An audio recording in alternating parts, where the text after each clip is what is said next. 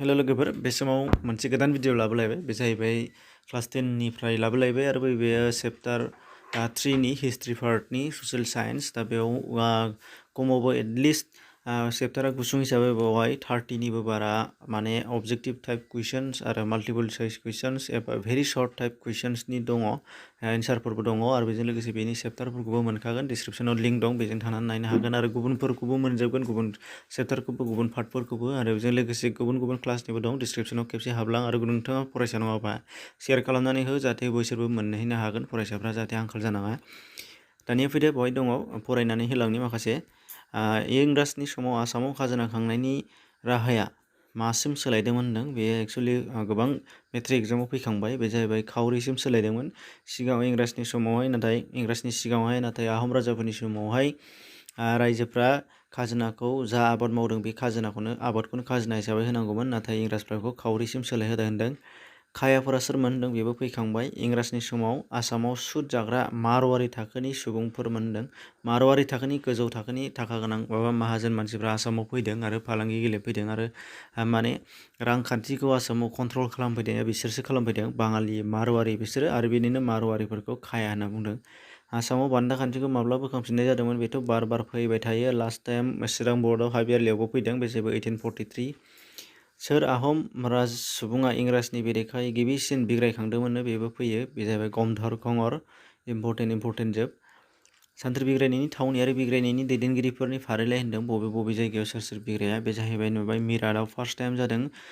1857 सान्थ्रि बिग्रायनाय बे जाहैबाय मंगल पान्डे बिथाङा कानपुराव नाना साहेबा दैदेनदों झान्सियाव रानी लक्ष्मीबाई आरो आसामाव मनिराम देवान दा बेफोरो बेनिफ्राय दङ नेक्स्टआव 6 नाम्बार हिसाबै दङ सान्थ्रि बिग्रायनायाव मनिराम देवाना आसामाव सोरखौ राजा फाथिफिननो नाजादोंमोननो बे जाहैबाय कन्दर्पेश्वर सिंह राजखुंगुर बिथांखौ राजा खालामफिननायनि थांखि बिथाङा इंराजफोरखौ होखारहरनो सान्थ्रि बिग्रायनायखौ दैदेनदोंमोन मनिराम देवाना सोर बाङालिनिफ्राय मदद लादोंमोन एबा सान्थ्रि बिग्रायनायखौ दैदेननो बिनिफ्राय सुबुरुन लादोंमोन बे जाहैबाय मधु मल्लिक सोंनायावबो दंखायो मनिराम देवाननि बिग्रायनायनि गासै फोरमान बिदांफोरा सोरनि आखायाव गोलैदों होनदों बे जाहैबाय केप्टेन हलरयडनि आखायाव गोलैदों बेनिफ्रायनो हमजादों बिथाङा कन्दर्पेश्वर सिंहखौ सोर हमदोंमोन होनदों बे जाहैबाय केप्टेन हलरयडनि दैदेननायाव एबा बिथोनाव केप्टेन लाउटार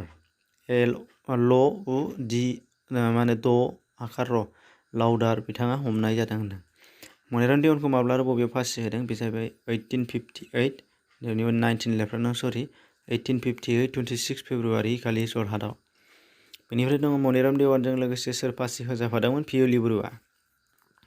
बेनिफ्राय दङ आसामाव इंराजफ्रा माब्ला दलिल खाजोना फोनांदोंमोन 1858 आव आसामाव माब्ला खामानि खाजोना फोनांदोंमोन बे जाहैबाय 1860 आसामाव माब्ला ग्रेजिं खाजोना लाबोदोंमोन 1860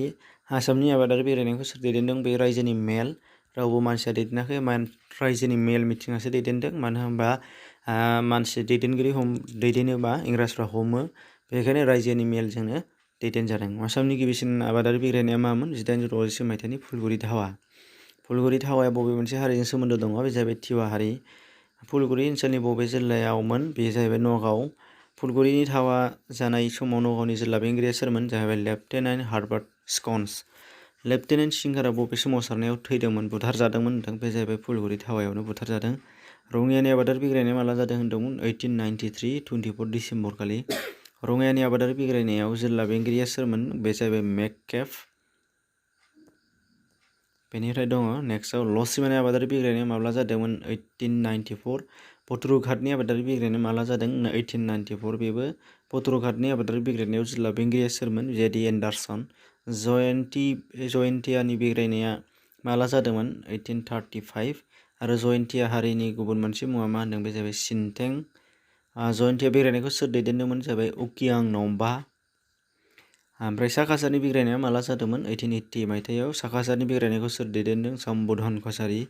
नागाफोरनि बिग्रायनाया माला जादों होनदों 1878 ब्रिटिश बिबानगिरि दामान्टआ नागाफोरजों माला बुथारजादों बेबो 1878 आवनो मणिपुरनि बिग्रायनाया माला जादों बे जाहैबाय 1890 मणिपुरनि बिग्रायनायखौ सोर दैदेनदों बे जाहैबाय सान्थ्रि गाहाय टिकेन्द्रजितनि आखायाव सोर इंराज कमिसनारा बुथारजादोंमोन होनदों बे जाहैबाय कमिसनार JW क्विन्टन लसिमाया बबेयाव दं बजालि ओनसोलाव बेबो सोंजाखांबाय आसामाव सानथ्रि बिग्रायनाया जाफुंदोंना जाफुङाखै बे जाहैबाय जाफुङाखै। दा बेनिफ्राय फरायाव गुसुं आरो गुसुं फिसा फिसा सोंथावा खम। बेनिफ्राय बे फरानि टेक्सुयेल कुइसनफ्राबो डिसक्रिपसनाव लिंक दं। क्लास 10नि क्लास होनायनि उन हाबनानै नाय होमबा मोनजोबगोन। गुबुन चेप्टारनिबो गासैनिबो दा गावबागाव लिंकजों थाङै नायबानो मोनगोन। एसेनोसै, शेयार खालामना हो। गोजोन्थों।